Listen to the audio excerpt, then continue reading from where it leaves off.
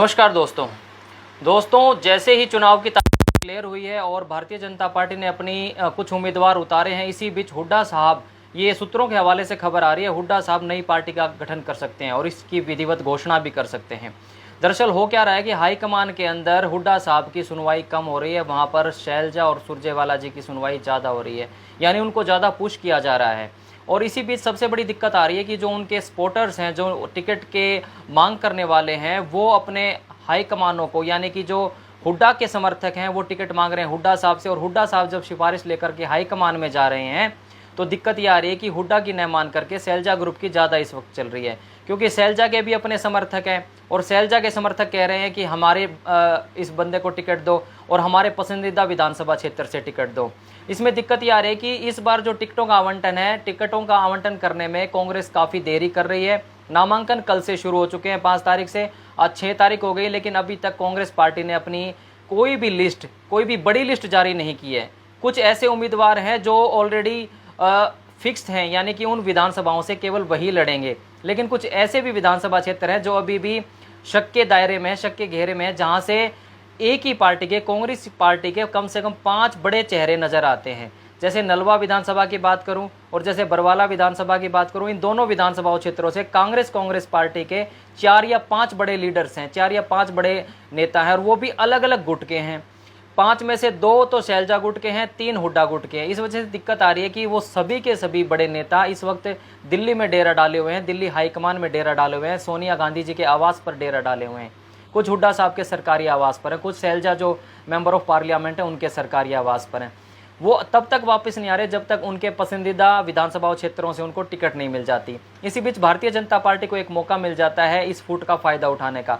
Bharatiya Janata party ने तंज कसते हुए कहा है कि ये गठबंधन नहीं, ये ठगबंधन है जो आम आदमी पार्टी के साथ हुड्डा साहब करने जा रहे हैं, और आम आदमी पार्टी के साथ गठबंधन पूरा नहीं हो पा रहा। इसी वजह से हुड्डा साहब नई पार्टी बनाने की भी घोषणा कर सकते हैं।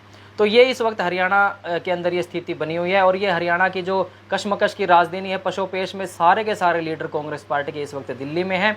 टिकटों को वैसे तो इस वक्त सूची आ जानी चाहिए थी, क्योंकि आज दूसरा दिन है नामांकन और केवल 12 तारीख तक नामांकन है, लेकिन नामांकन से पहले ही टिकट क्लियर हो जाए तो उनके लिए सबसे बढ़िया ऑप्शन ये रहता है, जितने भी उम्मीदवार हैं, कि वो कम से कम 1 महीना अपना प्रचार प्रसार आसानी से कर सकते हैं।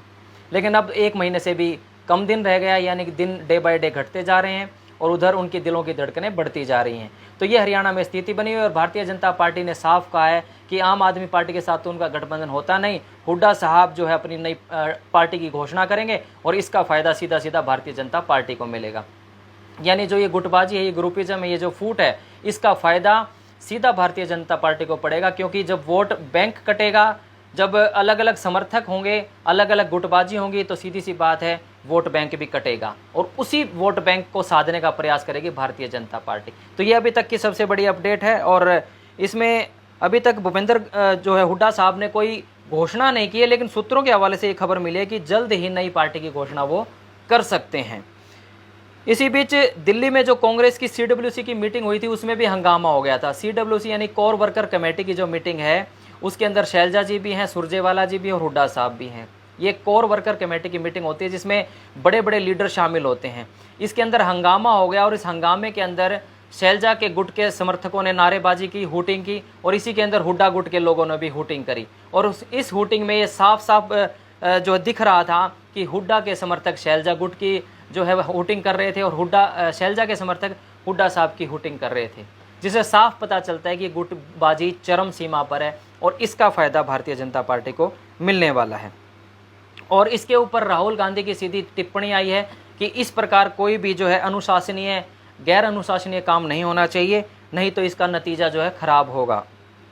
इसमें सबसे बड़ी बात यह है कि शैलजा कुमारी और रणदीप सुरजेवाला एक हैं, बिल्कुल मिले हुए हैं। शुरू से ही उनका SR के ग्रुप था, S यानी शैलजा, K यानी किरण, और R रणदीप। इसमें से किरण निकल करके कांग्रेस से भाजपा में जा चुकी है, और शैलजा रणदीप अभी भी कांग्रेस के अंदर हैं। और शैलजा जी तो बार बार ये कह भी चुकी हैं कि कांग्रेस मेरा घर है, मैं इस कांग्रेस को कभी नहीं छोड़ूंगी। यानी कि वो कांग्रेस पार्टी तो नहीं छोड़ेंगी, लेकिन कांग्रेस पार्टी के अंदर जो उनके धुर विरोधी हैं, यानी हुड्डा साहब, उनको भी वो नहीं छोड़ेंगी, कहीं ना कहीं बाहर निकाल कर ही मानेंगी। तो इस प्रकार के समीकरण हरियाणा प्रदेश में बने हुए हैं। साथ साथ आप कमेंट जरूर कर देना साथियों, आपका क्या मानना है।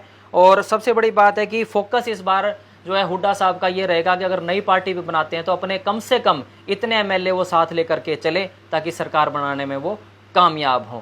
तो ये इस वक्त की सबसे बड़ी अपडेट है। और शैलजा गुट के भी समर्थक चाहते हैं कि हमारी बहन कुमारी शैलजा भी सीएम बने। तो ये दो बड़े चेहरे कांग्रेस के जो चाह रहे हैं कि हम सीएम बने, उधर भाजपा इन दोनों के मजे ले रही है और तंज कस रहे हैं कि अगर ये गुटबाजी करते रहे तो हम जो है आराम से सीटें निकाल के दोबारा तीसरी बार हरियाणा के अंदर सरकार बना लेंगे।